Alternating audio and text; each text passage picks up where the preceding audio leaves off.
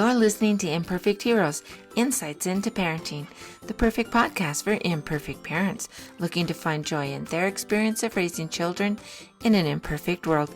And I'm your host, DJ Stutz.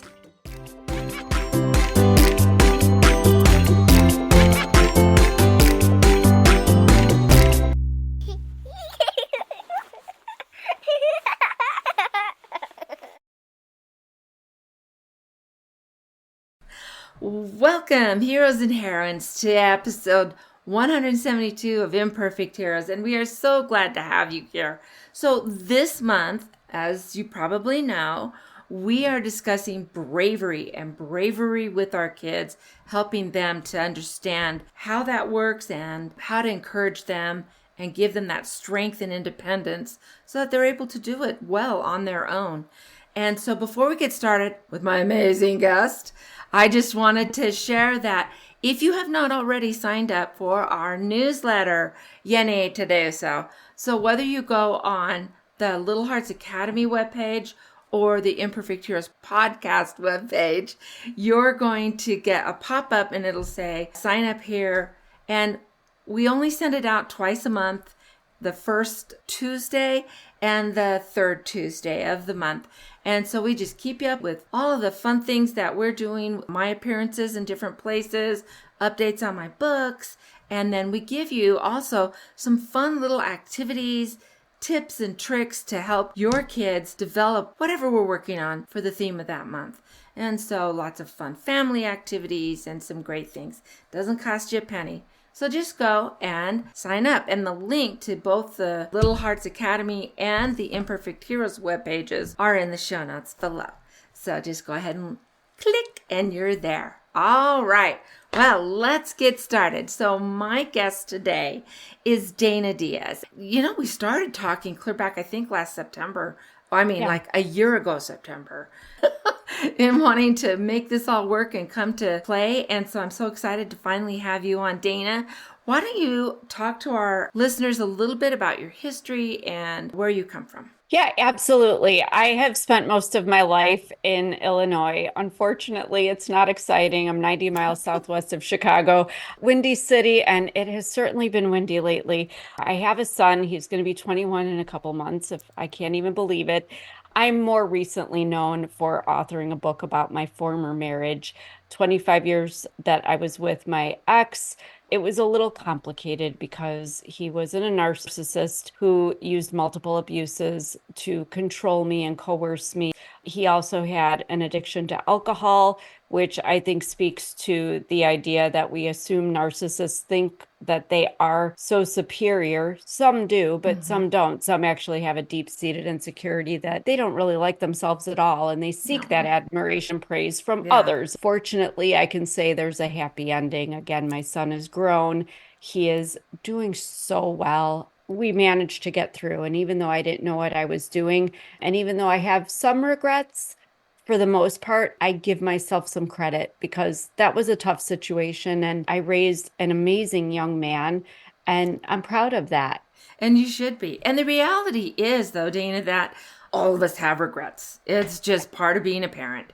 And so you look back and you think, I could have handled this better, or I should have done that, or I should have been more aware, when you have times when you didn't realize something was going on, even with one of your kids.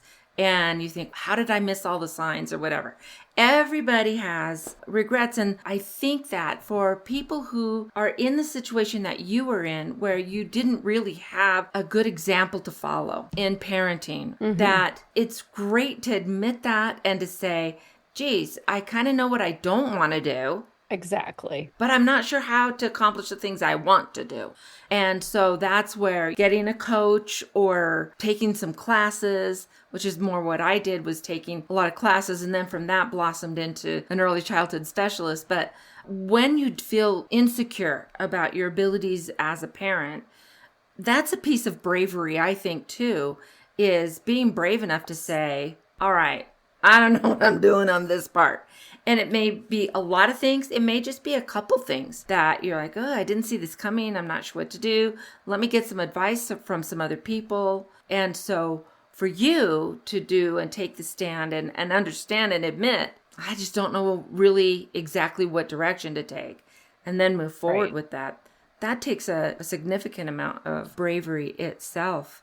And Yes. so I think, too, one of the things that I really talk about when I was teaching kindergarten and directing some preschools and then raising my own kids is when I finally came to the realization, and it took me a while to really understand. You talk about be brave, heroes are brave, and all of this. Yes. Kids, and I think sometimes adults as well, confuse that you cannot be brave unless you are scared. Yes. Ding, ding, ding. Yeah. Yeah. But if you're not scared, it's just humdrum every day. Okay, this is what I'm doing, right? But you have to be scared in order Yes. to be brave. And so, how did you come to terms with that? Not only with you, but then teaching your own son. There were times, I'm sure, when he needed to be brave, or you two needed to be brave together in that Yes. situation. And so you supported each other Yeah, in encouraging. absolutely. And just getting through. And I think what you said is so significant. I mean, I remember one conversation that I went to my son's room because he withdrew. If there was so much tension, even if nothing was going on in the house, you could just literally feel it in the air, cut it with a Yeah. knife. So he would withdraw, go to his room, just try to kind of fly under the radar, as I call it. And if things escalated, if he even heard any sign of any indication things were going to escalate, his door closed. But I Yeah. remember after some nastiness between me and his dad, I went to his room. And the thing about it was that he didn't ever want to talk about anything. And that always concerned me Mm. because you always think, like, let's get our feelings out, let's talk about it, let's work through it. Mhm. What I realized with my son, number one, and I think this is where that bravery comes in, is the fear comes from the unknown, especially, I mean, who really knows what they're doing unless you've had a few kids and you've had a little practice and you've taken classes. But really, every kid is different. Mhm. Every child is different. So you have to kind of figure them out and figure out how this is going to work with this one versus that one. But I only had one. So I knew him pretty well. And I knew forcing him to talk or forcing something was not going to work. I always was told that forcing something makes it break. And I didn't want to break that bond between us. So I think when I went to him, I remember saying something like, I don't know what to do about this any more than you do, but I love you. And I think that in the entire time I've been a Mhm. mother, that's what I led with because I wasn't loved as a child. So I always went back to, like Mm. you said, what I didn't get. And even if I didn't know what to do, I just led with love. And so anytime I had to address something with my son, as far as Mhm. something going on in the house, or even if it was something at his school, whatever, it always led with love. And I would always start with saying, first of all, and more importantly than anything else, I love you. Now, here's what it is. And And that's really a great approach, even it when they're worked really for in me. trouble. Yeah, because I felt like I didn't want to be that parent who criticized. And then there was judgment and shame that came with that because, boy, I was the scapegoat in my childhood. I was the Mhm. scapegoat for everybody's unhealed trauma and shame and ridiculed. And I was bullied at school. But that's where the bravery came in for me. And that's what I wanted my son to know is that no matter what you see, no matter what you hear, no matter what somebody does to you, you get up off the ground, you wipe the dirt off your knees, and you keep putting one Mhm. foot in front of the other. And I wanted to be the example of that in my house where he saw me having Yeah. difficulties with my husband, his dad, obviously, and even with him, like sometimes you just have to say, I don't know what I'm doing. But here's the thing, this is how I feel. And I don't Mhm. want you to feel any of that. If you want to talk, great. If you don't, I understand. I always impressed. I love you and I'm here. And that was the thing that from the time he was little to the time I divorced his dad finally, when my son was about 17, the one thing that I can honestly say, even at the end when his dad was trying to put that divide between me and my son and saying things and informing Mm. him of things, I always stood by my relationship with your dad is my relationship with your dad. My relationship with you is separate and different. Mhm. And you can believe what you want. I'm not going to talk to you about the adult things going on in my relationship with him. My concern is you and me. And this is what we have to talk about. This is what we have to keep intact because you and I have to be on the same side.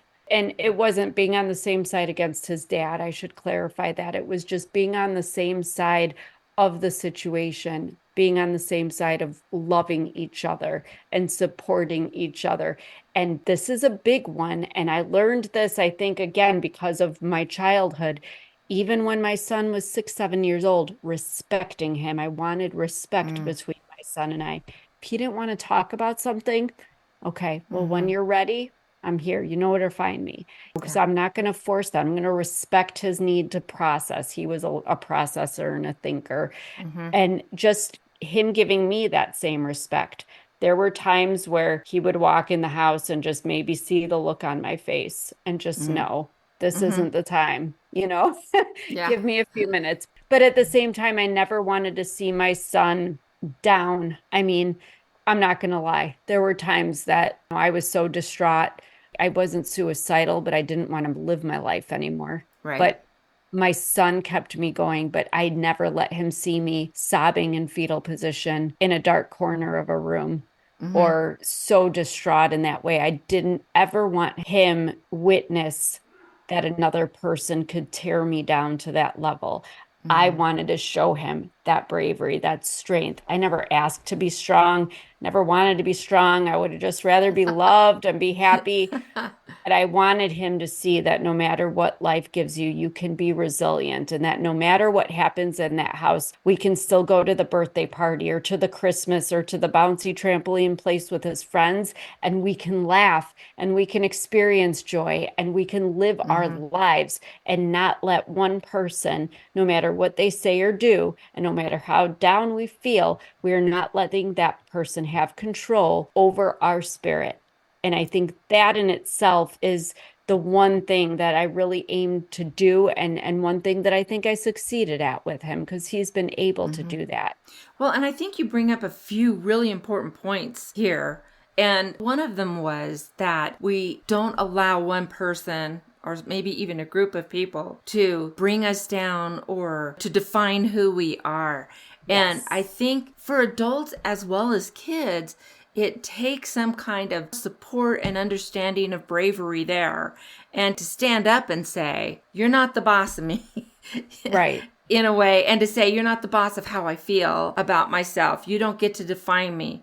And so when we hear about the bullying and some of the things that go on in school that our kids are going to have to manage through, when we give them those kinds of voices in their head that can counteract the negative things that are coming, it enables them maybe to stand up more. So even if they saw another child being mistreated by the popular kid or the whatever, the athlete or whatever, but we see that, then to have that self-esteem inside of them, in that you're not going to do that to me, and you're not going to do that to that other kid over here, whether they're my friend or not, but to be able to stand in and give them techniques. So some of the things that I've done with my students, with my kids, is instead of jumping in and ready to fight the bully, to just say, turn your back on the bully, talk to the victim kid.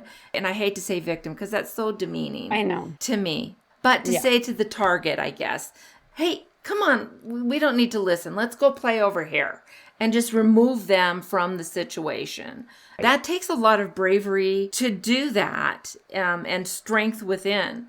And another thing that you said that I thought was really important was that the ability to find joy, even when things are hard. And so how do we help our kids come through that? So a very traumatic childhood, I'm in that club too.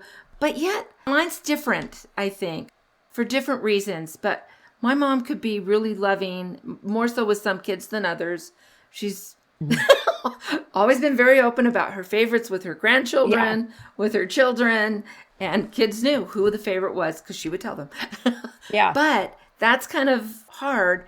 So when you give kids that ability to say, well, that's just Grandy. And there were times when she could be very loving with everyone, very sweet, very funny, very whatever. And I don't know that you had that part that I did with growing up. But I think that as we engage our kids, we also engage ourselves. So we are being really thoughtful about teaching our kids who to listen to, who not to listen to, how it's okay to be scared. In fact, you cannot be brave unless you are scared. And so you're bringing that piece in and you're giving them those tools. We're reminding ourselves as we're doing that because adults need that reminder as well. Oh, definitely. And one of the things that helped me along, not just for myself, but for my son, especially when we didn't know what to do in a situation, it was just always this idea of just do the next right thing. You don't have to Oh know my gosh, exactly what a all the great steps. statement. You don't even know necessarily how to get to that end goal, but just look at the little steps, even with homework, because he had an issue with homework from an early age. I remember putting like other papers over it so we could just see the one math problem. Focus on the one thing. But I tried to break things down like that in life too, and not tell him what to do, not dictate, because my life had been dictated. Like every aspect of my life was dictated from what I could eat, what I could wear. I didn't want to do that. So it was just, let's just focus on the next step. Do the next right thing if we don't know what to do.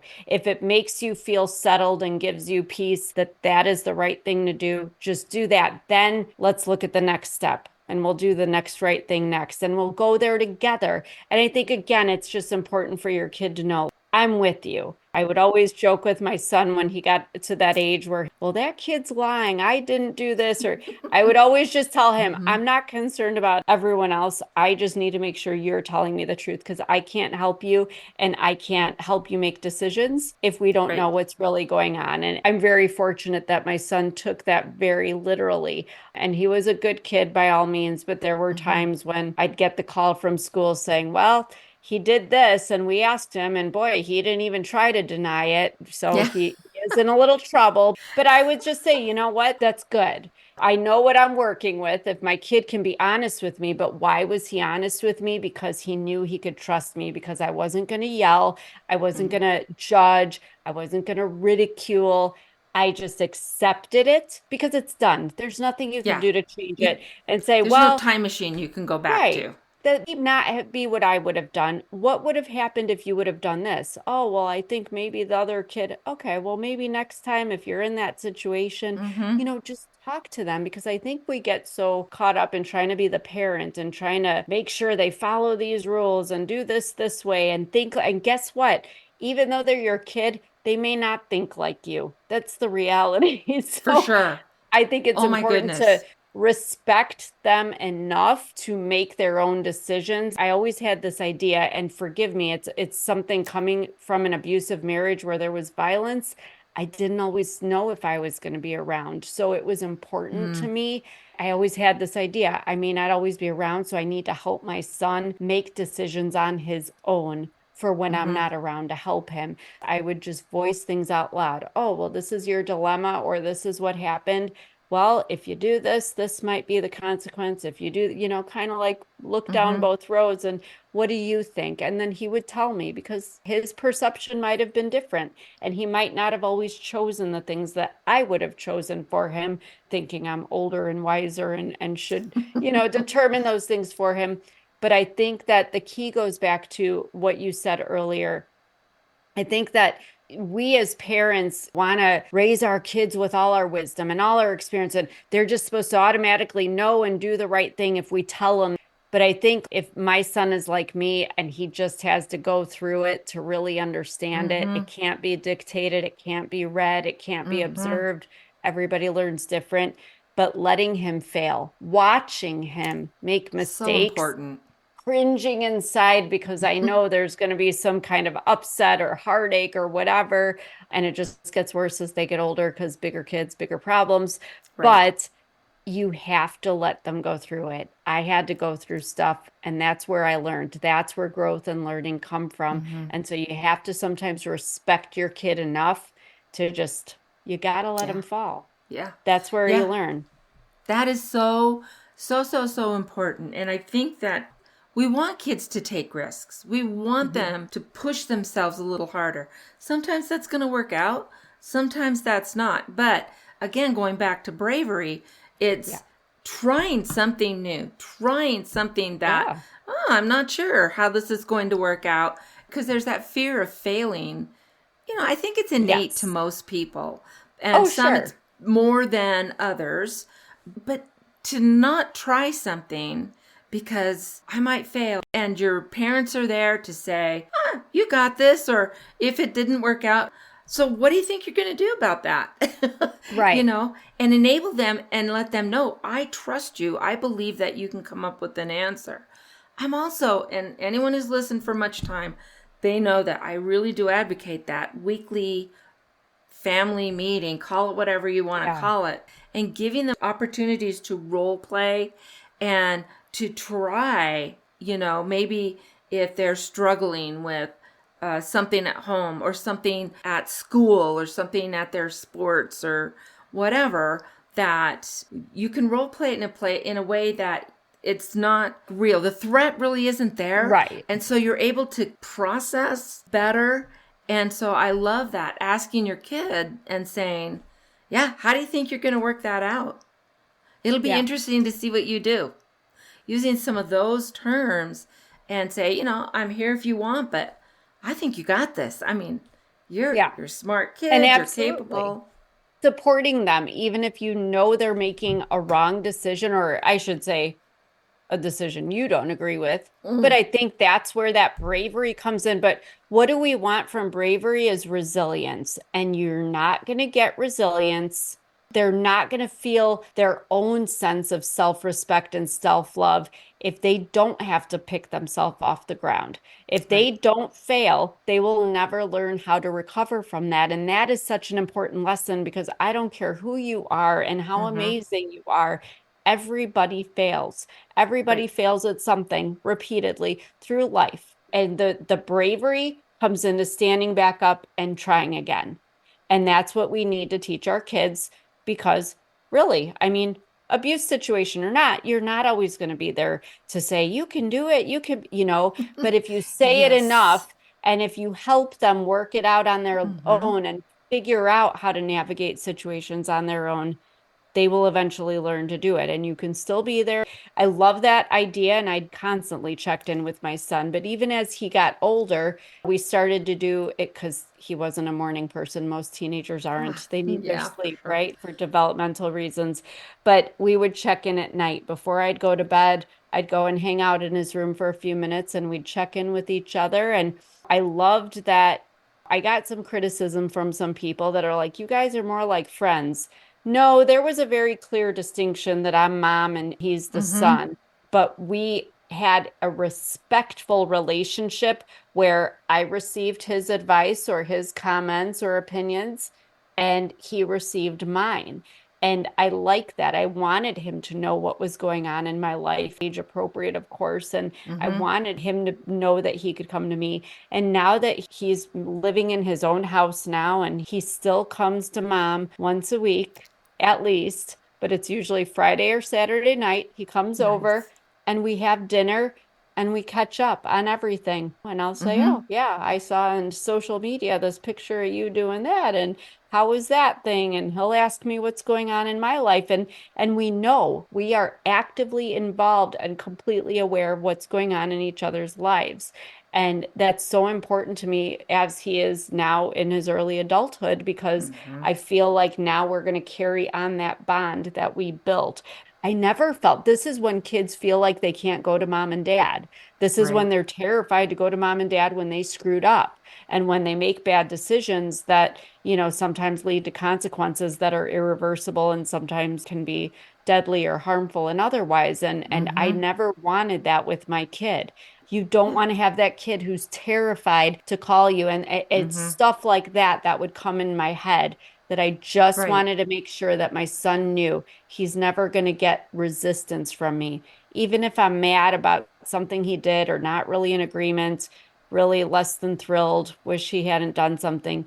If he comes to me, I can help him. And I just don't want to ever break that bond. So Right. I'm so grateful that I did something right, I hope. I mean, at least with him, I feel like I did. And that in itself is brave to just take that chance on both ends to teach each other. Because I mean, I didn't know how to be a mother until he came along. So he taught For me to be a sure. mother.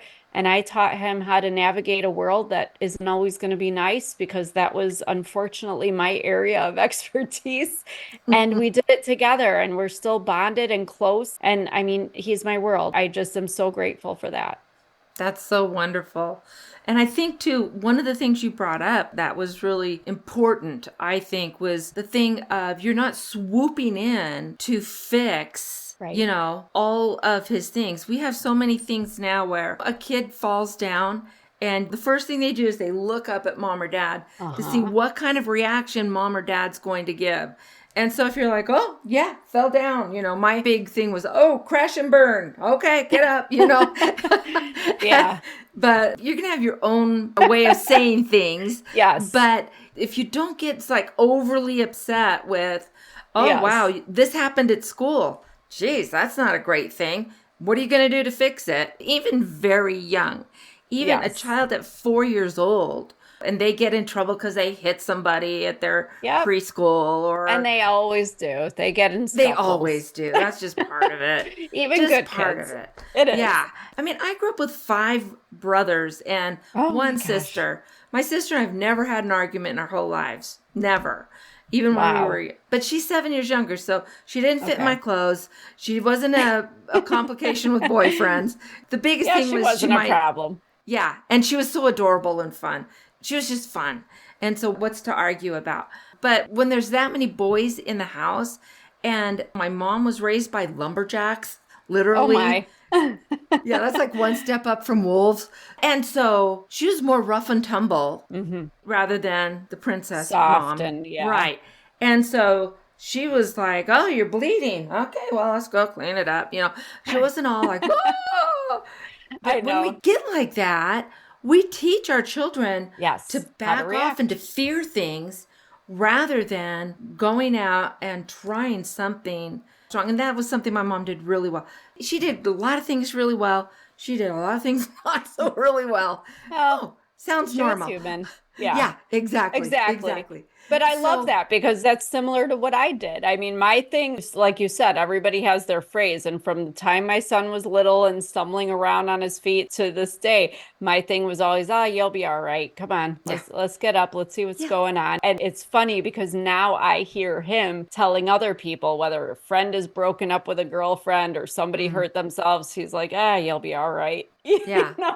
And Life I goes like that on. because honestly, I've told him that the worst thing that can ever happen is that somebody died. And I would joke with him after that and say, and Yeah. if somebody is dead, it's sad, it's awful, but you're not Jesus. You cannot resuscitate them. You cannot revive them. It is Mm-hmm. what it is. Then we Yeah. process and deal and mourn and grief and all that. But nothing is that bad. We can always come back. And that is something I really impressed upon him. And that's where that, you'll be Mm-hmm. all right comes from. Yeah. Because stuff happened, but we were always all right. Yeah, exactly.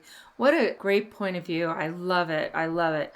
I think then if you were talking to a parent who maybe just had a baby and you're super, of course you're super, wash your hands before you Yes. touch the baby, all of that. And that's good stuff. And that's good stuff. But let's think about too the cognitive learning that our kids are going to learn. What would be probably the single most important piece of advice that you would want to give a parent just starting out? I hate to say it's kind of what I just said. I don't like to get too complicated because there's so much there, but just Mm-hmm. you're gonna be all right. You're gonna know. Mm-hmm. I tell people when they're having their first baby and they might express some fear or anxiety, I just say, Mm-hmm. you know what? When that baby comes out of you, you are gonna know, you, mom, whether you have another child or not, are gonna know exactly what that baby needs. And Mm-hmm. believe me, there is nothing more instinctual than a baby that's going to tell you when it's hungry or its diaper's wet or that it's tired. Yes, true. Just, I always tell them, follow your gut. Follow Mm, your gut and just, it's not hard unless you make it hard, but just love the baby. If it's hungry, feed the baby. If the baby's crying and its diaper's changed, it needs soothing. rock the baby, talk nice to the baby. Just Mm-hmm. follow your gut because you will know what to do. You will instinctively know what to do, assuming you do love this child. But I mean, look at how many people even go into situations, whether it's orphanages, foster homes, hospitals where the mother, unfortunately, passes away or whatever. There are other people there standing in, giving the baby Mm-hmm. soothing. So as long as the baby's needs are met and the baby has very, very simple needs, everything will be okay.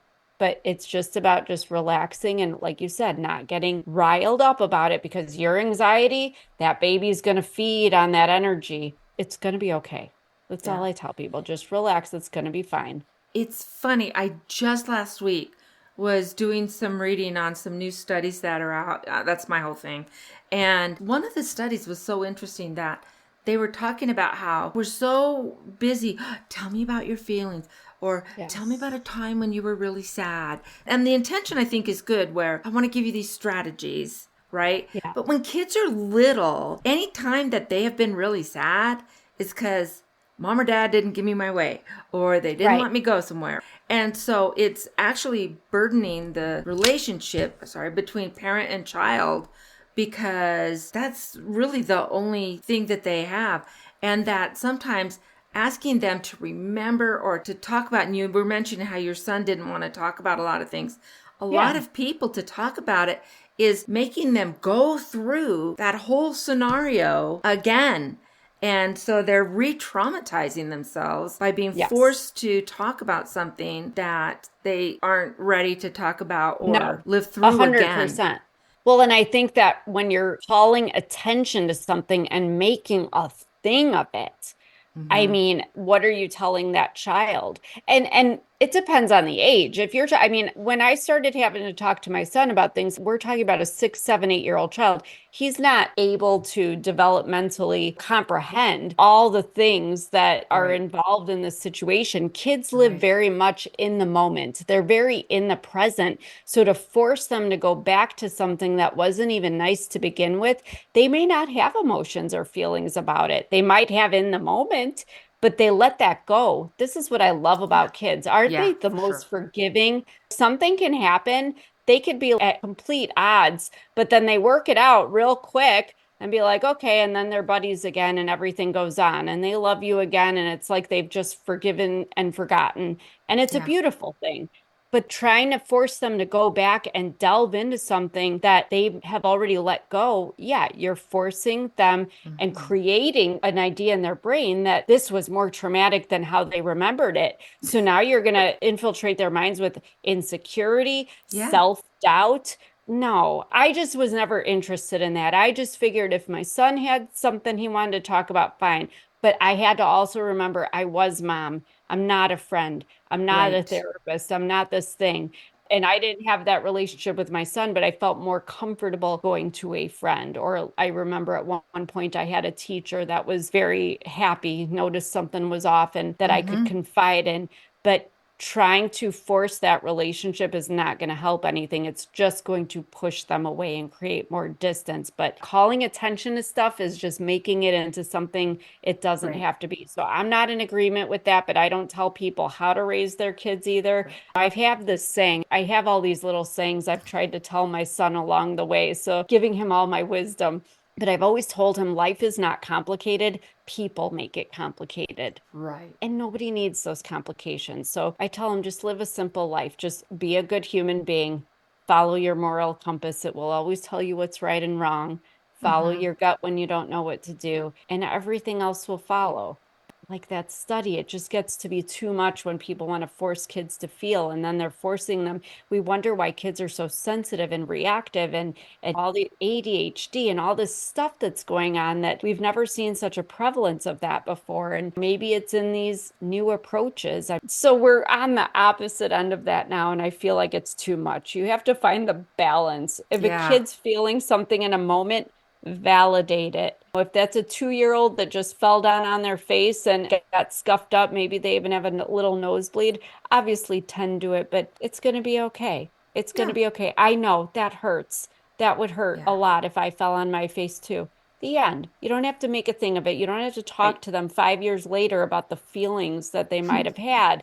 A Mhm. kid roughed you up at school and spit on you. That happened to my son once. Said Mm. some nasty things. Yeah, Mhm. it doesn't feel good when people talk bad about this or that or, spit on you. How demeaning and disrespectful. I would feel that too. And even if you don't understand how your kids feel, don't tell them that because I've heard parents say that. I don't understand. Well, my mother said that to me. I don't understand why you feel that way.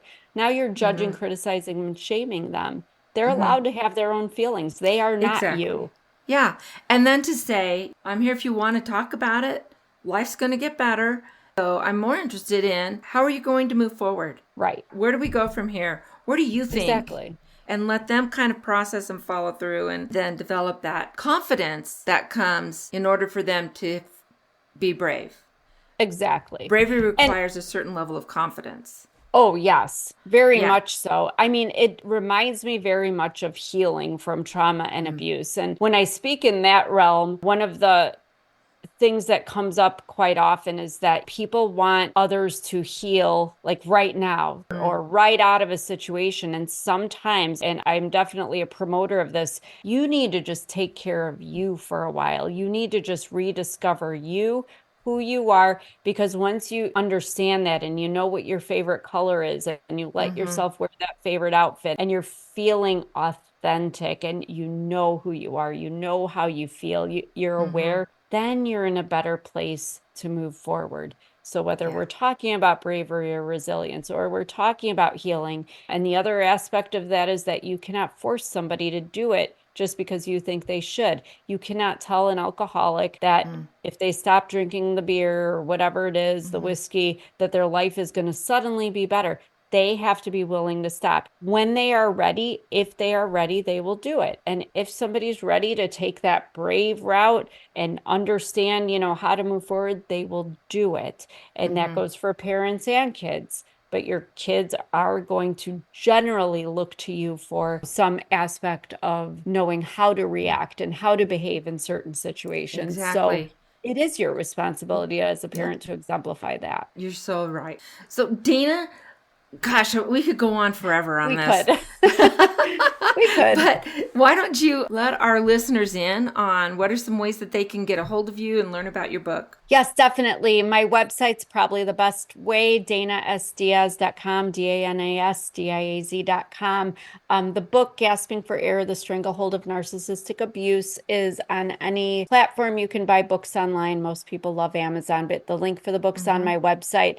But if you go to my website, sign up for the email list because my next book that will be released later this year is about my childhood. And it'll definitely tell a story of how you can raise a child. It's an interesting read. It'll be very interesting for people to definitely get something out of whether they've been through that kind of a childhood or not. So Yeah. I urge them to sign up for that. And also follow me on Facebook or Instagram. Links are also on the website. This podcast will also be on the website. So if you think Great. you know another mom or another dad that might get something out of this episode, please share it with them. Like first, share it second, because there is somebody out there who it might resonate coming better from us than from you. And we don't want you to be in that kind of a confrontation.